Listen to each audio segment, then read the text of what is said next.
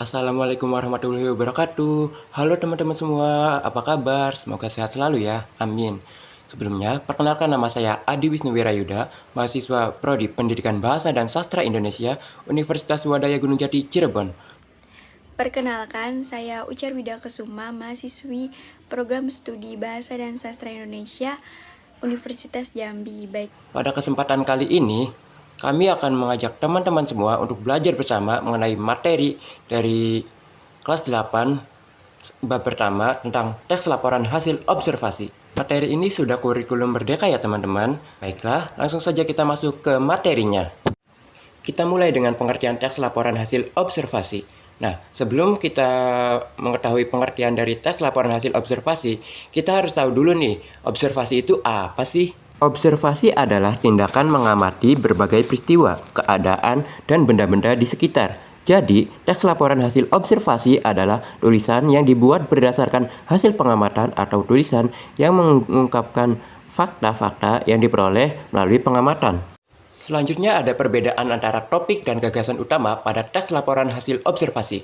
Nah, teman-teman tahu nggak sih perbedaan antara topik dan gagasan utama? Topik merupakan ide atau pokok pembicaraan dalam teks atau karangan yang menggambarkan keseluruhan isi karangan. Sedangkan gagasan utama merupakan ide utama atau inti pembicaraan yang ada dalam sebuah paragraf.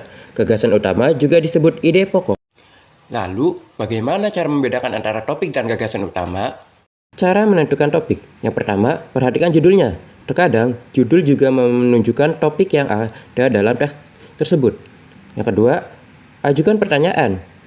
Apa yang paling banyak dibahas dalam tulisan tersebut? Yang ketiga, perhatikan hal yang dibahas dalam paragraf pertama dan terakhir. Terkadang, penulis menunjukkan topik dalam paragraf pertama dan terakhir. Yang keempat, amati kata-kata yang paling sering muncul. Saat menjelaskan idenya, penulis akan menggunakan kata-kata khusus yang ia gunakan berulang kali. Yang kelima, amati peristiwa yang paling sering dibahas. Nah, saat menjelaskan idenya, penulis akan menyebutkan beberapa peristiwa yang memiliki makna sama. Yang keenam, amati petunjuk gambar. Terkadang penulis menyertakan gambar untuk mendukung tulisannya. Gambar ini berkaitan erat dengan topik dalam tulisan. Kemudian menentukan gagasan utama. Ya, untuk menentukan gagasan utama, perhatikan cara-cara berikut. Yang pertama, baca dan cermati setiap kalimat di dalam paragraf. Untuk menemukan gagasan utama, langkah pertama yang perlu dilakukan adalah baca dan cermati setiap kalimat yang ada di dalam suatu paragraf. Yang kedua, identifikasi ide atau kata benda atau subjek yang mendominasi paragraf tersebut. Setelah membaca setiap kalimat yang ada di dalam paragraf dengan teliti, siswa bisa mengidentifikasi setiap benda atau objek yang ada di dalam paragraf tersebut. Yang ketiga, tentukan satu kalimat mana yang paling cocok menjadi kalimat utama. Nah, apabila ingin menentukan gagasan utama, sebaiknya tentukan satu kalimat yang ada di dalam paragraf yang dirasa benar-benar mewakili semua paragraf yang ada. Dan yang terakhir, temukan gagasan pokok dalam kalimat utama tersebut. Nah, setelah melakukan semua cara di atas, maka sampailah pada cara terakhir, yaitu tentukan gagasan utama. Selanjutnya ada menentukan data dan fakta pada teks laporan hasil observasi.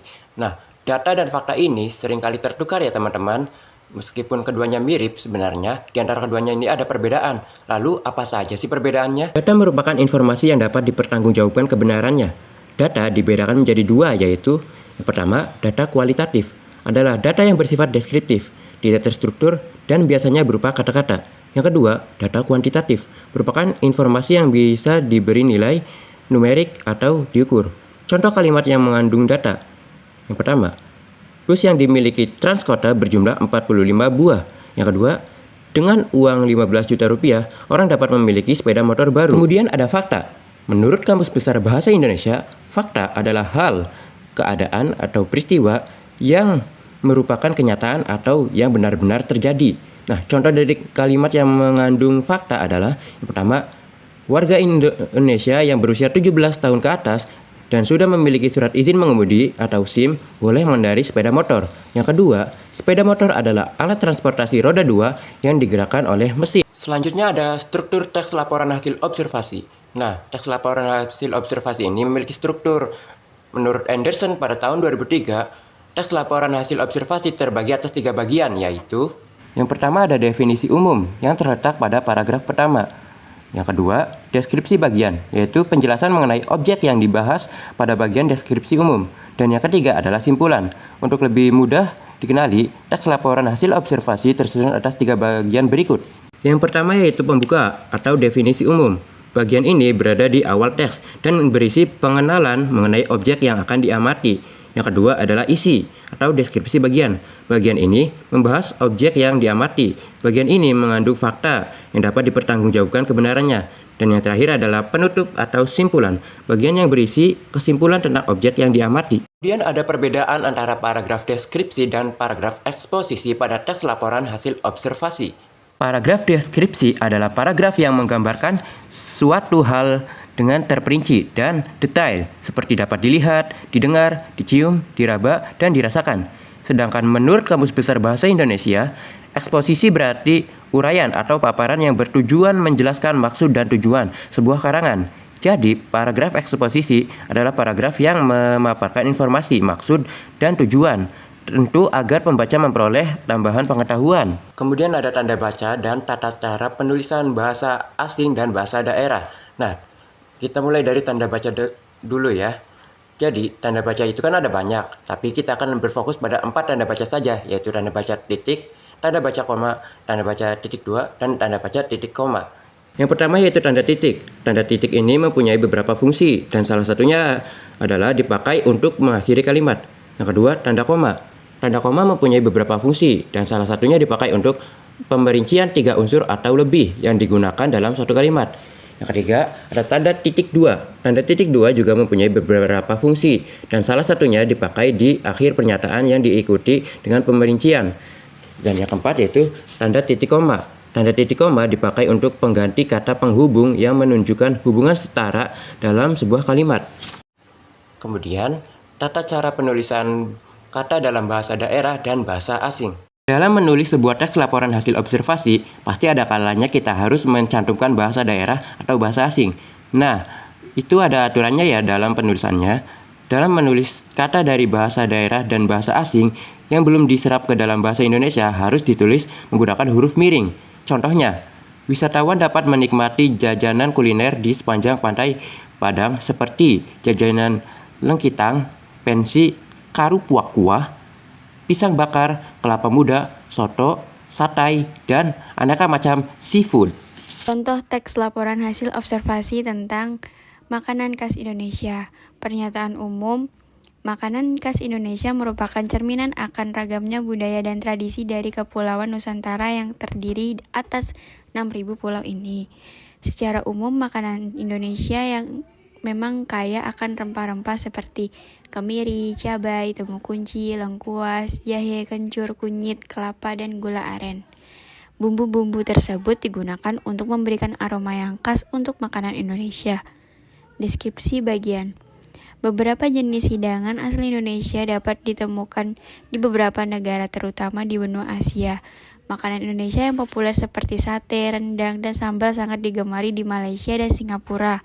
Di negara tersebut juga ditemukan makanan berbahan dasar dari kedelai seperti variasi tahu dan tempe. Tempe dianggap sebagai penemuan asli Jawa, khususnya adaptasi lokal dari fermentasi kedelai. Jenis lainnya dari makanan fermentasi kedelai adalah oncom. Makanan ini mirip dengan tempe tapi menggunakan jenis jamur yang berbeda. Di Jawa Barat, makanan oncom ini sangat populer. Setiap daerah di Indonesia memiliki makanan khas yang berbeda. Contohnya, kota Jakarta identik dengan kerak telur. Kota Yogyakarta identik dengan gudeg, sedangkan kota Semarang identik dengan lumpia. Tidak hanya ketiga kota tersebut yang memiliki makanan khas, di ujung utara Pulau Sumatera pun juga memiliki makanan yang khas yang terkenal, yaitu Bika Ambon. Sementara itu, di ujung paling timur Indonesia, tepatnya di Papua, terkenal dengan makanan khasnya yaitu papeda, yakni makanan yang berbahan dasar sagu. Deskripsi manfaat. Makanan khas Indonesia ternyata dapat digunakan sebagai salah satu daya tarik bagi wisatawan lokal maupun asing. Selain itu, makanan khas tersebut juga berfungsi sebagai wujud kebudayaan Indonesia dan menjadi identitas bangsa Indonesia. Nah, teman-teman, itu tadi penjelasan mengenai teks laporan hasil observasi dari kami. Bagaimana? Apakah kalian sudah memahami tentang materi tersebut? Jika kalian masih merasa belum memahami, untuk lebih dapat memahaminya lagi, teman-teman diarahkan untuk mengerjakan soal yang telah kami sediakan. Semoga video ini dapat bermanfaat bagi teman-teman semua. Terima kasih dan sampai jumpa di video-video selanjutnya. Wassalamualaikum warahmatullahi wabarakatuh.